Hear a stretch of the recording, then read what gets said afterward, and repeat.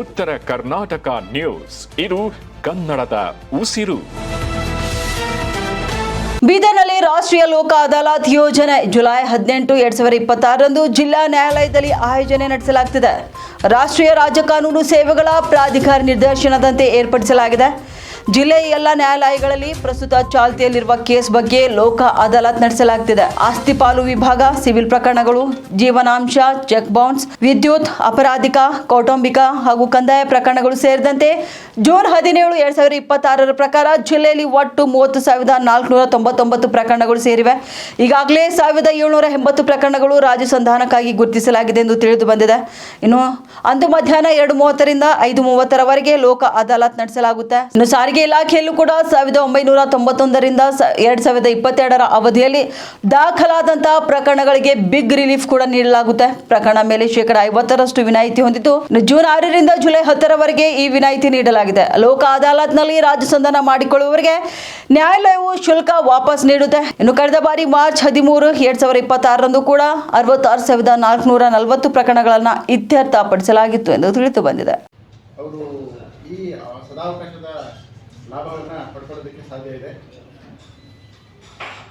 ಯಾವುದೇ ನ್ಯಾಯಾಲಯದಲ್ಲಿ ಬಾಕಿ ಇರುವ ಪಾರ್ಟಿಷನ್ ಸೂಟ್ಸ್ ಇರ್ಬೋದು, ಅಥವಾ ಈ ಹಣಕ್ಕೆ ಸಂಬಂಧಪಟ್ಟ ವ್ಯಾಜ್ಯಗಳಿರ್ಬೋದು, ಅಥವಾ ಮೋಟಾರ್ ವೆಹಿಕಲ್ ಕಾಯ್ದೆ ಕೆಳಗಡೆ ರಿಜಿಸ್ಟರ್ ಆಗಿರುವಂಥ ಮೊಕದ್ದಮೆಗಳಿರ್ಬೋದು, ಚೆಕ್ ಬೌನ್ಸ್ ಇರ್ಬೋದು, ಇಂಥ ಅಥವಾ ಪರ್ಮನೆಂಟ್ ಇಂಜೆಕ್ಷನ್ ಕಾಯಂ ಪ್ರತಿಬಂಧಕಗಳಿಗಾಗಿ ಸಲ್ಲಿಸಿರುವ ದಾವೆಗಳಾಗಬಹುದು.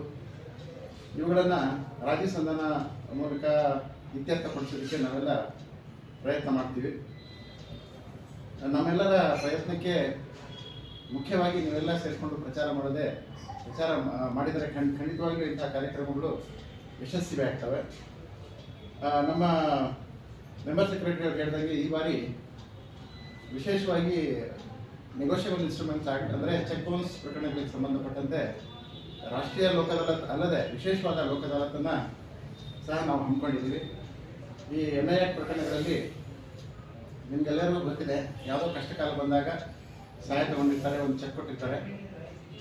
ಆ ಚೆಕ್ ಕೊಟ್ಟು ನಂತರದಲ್ಲಿ ಹಣವನ್ನು ಪಾವತಿ ಮಾಡೋಕ್ಕಾಗದೆ ಪ್ರಕರಣ ಚೆಕ್ ಬೌನ್ಸ್ ಆದ ನಂತರ ಪ್ರಕರಣ ನ್ಯಾಯಾಲಯಕ್ಕೆ ಬಂದು ಇಬ್ಬರಿಗೂ ಸಮಯ ಅಷ್ಟೇ ಅಲ್ಲ, ಮತ್ತು ಹಣದ ಏನು ಖರ್ಚು ಕೂಡ ತುಂಬ ಹೆಚ್ಚಾಗಿರ್ತದೆ.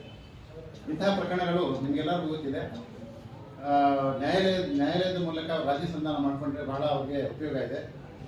ಇನ್ನೊಂದು ತಾವೆಲ್ಲ ಪ್ರಚಾರ ಮಾಡೋದೊಂದೇ, ಒಂದು ವೇಳೆ ಕೆಳಗಿನ ನ್ಯಾಯಾಲಯದಲ್ಲಿ NI ಆಕ್ಟ್ ಪ್ರಕರಣಗಳಲ್ಲಿ ಶಿಕ್ಷೆ ಆಗಿದ್ದರೂ ಸಹಿತ, ಆ ಅಪೀಲ್ ಹಾಕಿದರೂ ಸಹಿತ, ಡಿಸ್ಟ್ರಿಕ್ಟ್ ಕೋರ್ಟಲ್ಲಿ ಅಪೀಲ್ ಹಾಕಿದರೂ ಸಹಿತ, ಅಥವಾ ಡಿಸ್ಟ್ರಿಕ್ಟ್ ಕೋರ್ಟಿಂದ ಮತ್ತೆ ಮಾನ್ಯ ಉಚ್ಚ ನ್ಯಾಯಾಲಯ ಅಥವಾ ಸರ್ವೋಚ್ಚ ನ್ಯಾಯಾಲಯದಲ್ಲಿ ಅಪೀಲ್ ಹಾಕಿದ್ರು ಸಹಿತ ಅಂತಹ ಪ್ರಕರಣಗಳನ್ನು ಕೂಡ ನಾವು ನ್ಯಾಯಾಲಯಕ್ಕೆ ಬಂದರೆ ರಾಜ್ಯ ಮೂಲಕ ಅದನ್ನು ಕೊನೆಗೊಳಿಸಬೇಕು. ಹಿಂದೆ ಎಲ್ಲ ನಾವು ಪತ್ರಿಕಾಗೋಷ್ಠಿ ಕರೆದು ಮತ್ತು ಒಮ್ಮೆ ತಮಗೆಲ್ಲರಿಗೂ ಮಾಹಿತಿ ಕೊಟ್ಟಿದ್ವಿ. ಮಾನ್ಯ ಸರ್ವೋಚ್ಚ ನ್ಯಾಯಾಲಯದವರು ಕೂಡ ಸಮಾಧಾನ ಸಮಾರೋಹ ಅಂತ ಹೇಳ್ಬಿಟ್ಟು ಒಂದು ವಿಶೇಷವಾದ ಲೋಕ ಅದಾಲತನ್ನು ಆಗಸ್ಟ್ ತಿಂಗಳಲ್ಲಿ ಅಂದರೆ ಮಾನ್ಯ ಸರ್ವೋಚ್ಚ ನ್ಯಾಯಾಲಯದ ಮುಂದೆ ನಮ್ಮ ನ್ಯಾಯಾಲಯಗಳಿಂದ ಸರ್ವೋಚ್ಚ ನ್ಯಾಯಾಲಯದವರೆಗೆ ಹೋಗಿ ಅಲ್ಲಿ ವ್ಯಾಜ್ಯಗಳು ಏನು ಬಾಕಿ ಇದಾವೋ ಅಂತಹ ಪ್ರಕರಣಗಳನ್ನು ರಾಜಿ ಮಾಡಿಕೊಳ್ಳುವ ಉದ್ದೇಶದಿಂದ ಮಾನ್ಯ ಸರ್ವೋಚ್ಚ ನ್ಯಾಯಾಲಯದವರು ಈ ಸಮಾಧಾನ ಸಮಾರೋಹ ಎಂಬ ಹೆಸರಿನ ವಿಶೇಷ